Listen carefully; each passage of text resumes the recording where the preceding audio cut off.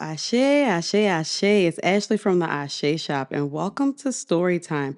These are my retellings and readings of various stories of the Orisha.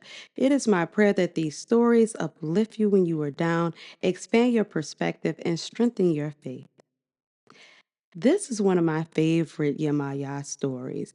We all know that Yemaya was wife to Obatala, but it's her a relationship with Orunmila where we really see her begin to grow and evolve, not just as a wife, but as a woman and as a diviner.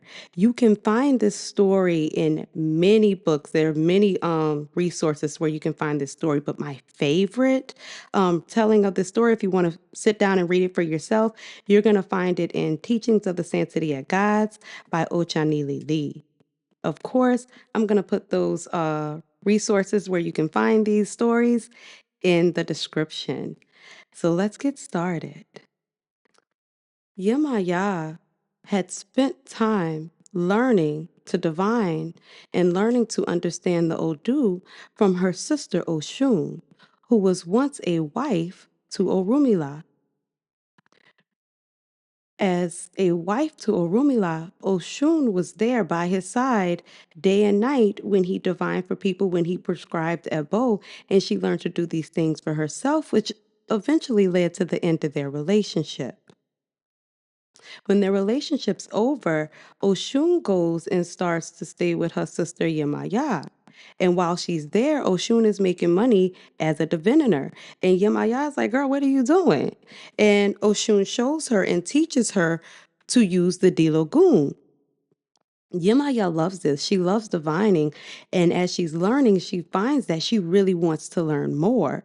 So she leaves home and leaves her sister to go on a journey to learn more about the Odu, where she eventually encounters Orunmila. Orunmila had recently lost his wife, Oshun, but in return, he received a gift from Olodumare, which was a calabash that contained all the Odu of creation. So he really had one on one access to all of the contents, all of the knowledge, all of the information contained within the 256 Odu of Ifa. Yemaya did know that Orumila's skills with the Epele grew leaps and bounds while after he started using this calabash. And she quickly was like, this might be a meaningful relationship for me. And she ends up going and becoming his wife. Again, Orunmila needs his wife to help him do his work.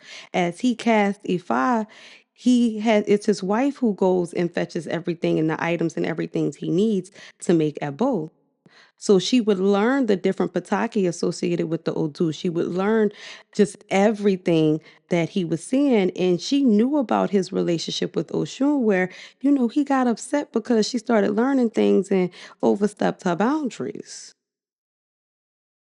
Time passed. Yemaya continued to learn from her husband. Things between them were really, really, really good. One day, a man comes and knocks at the door. He's telling Orunmila, I need you to come and divine for the king Shango of Oyo.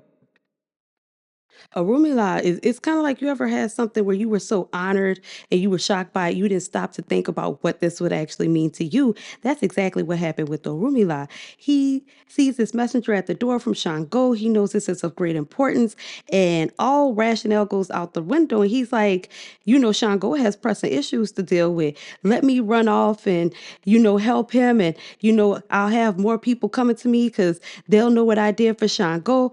And Yemaya's like, okay, honey, go ahead. She didn't even try to talk him out of it. So he decides to travel with the messenger to Oyo. He left immediately. The next morning, because nobody in town knew Orunmila was gone, there was no time to really tell people, Orunmila gonna be out of town for a couple days. The next morning, as clients lined up outside Orunmila's home, Yemaya realized that she had an opportunity to test out the Opele and its powers. She was well practiced with the Dilogun, and seeing the mechanics of the two systems were very similar, she felt secure that she could wield it effortlessly and as skillfully as her husband. So she set her first client on the mat and got to work. The Odu Otoropon Meji opened before her. Quickly, she gathered all the items she needed to make Ebo on the mat. You know, the white plates lined up. She's singing the song. She's doing the prayer. She cleansed her client. She had not a clue that Orunmila was literally standing right outside the door. Because Orunmila remembered what happened last time. He remembered that the last time he jumped up and ran to follow the call of fame and fortune, he came home to find his wife doing the one thing he didn't think she would do, his job. So when he got on the road, that reason set in pretty quick and he turned back around. When he saw the people outside, he wasn't really fazed by that. When he saw the people in the waiting room, he wasn't really fazed by that. When he walked into the divining room, he was livid. When he saw Yemaya sitting on that mat with her skirt pulled up, throwing at a pele, and, telling, singing the songs and doing the prayers, because he sat there and watched her for a minute. He felt a deeper betrayal than he did when this happened the first time. Before he knew what was gonna happen. He knew all this came out. And he just stood there quietly and watched her just seething in anger. Yemaya looked up and she saw her husband standing there. And she kind of looked a little shocked and she saw he was angry. So you ever see somebody and they angry with you and you see them and you like, damn, they mad. That's the energy that we're getting here. Yemaya looks up and sees her husband glaring down at her. And he's like, oh, you look surprised to see me. Don't stop because I'm here. Go ahead and finish helping this client. Yemaya said, okay. Let me go ahead and kind of do this, but he ain't let her finish. He was like, "You think you know everything? You think you can divine as well as me? Even your sister Oshun waited till I was gone for at least a week to start reading for people. I barely even left, and you sitting here divining like you was waiting for me to go. You was happy I went. I'm sorry, husband." He said, "Don't sorry me." She said, "But I can divine as well as you." He thought she was apologizing for overstepping what he thought was a boundary. She's like, "But I can divine as well as you. I know how the D Goon works and I know how the Apele works. I know all the Odu and everything they have to take for Ebo. I know the songs, the prayers, the patakis. You taught me very well." Orumila is looking at her like the audacity that you hold would fill the oceans. And he's like, "You could say what you want to say, but that Apele is mine. You might have learned about the Odu, but you don't know everything that I know. I won't be married to you no more. And before you go, just know that I curse you in your knowledge. You can't use the Apele and you can't divine further than 12 miles on the mat. If it come over 12 miles on the mat, you're going to have to call a Babalawo. You're going to have to call one of my sons, baby, because this is not how this is going to work." And Yemaya is looking at him like, "I done been through enough with these relationships with these men. You not going to stand here and tell me that." So she wants to argue back with him, but she knows that's not in her best interest. She didn't say anything. She sat down on the mat to finish that reading, and he watched as Yemaya sealed her fate by closing that Odu, doing the Ebu.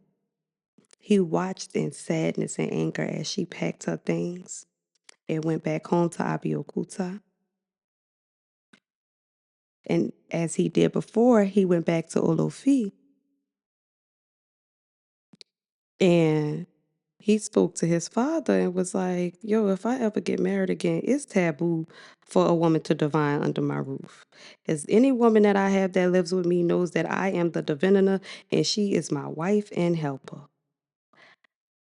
This story just threw me for a loop because we see Yemaya really stand her ground here. Like, you're not going to insult my intelligence. You're not going to say that I don't know what I know. But he still felt greatly offended by this. And I still ask myself, why did he feel so betrayed? Maybe because I'm a woman.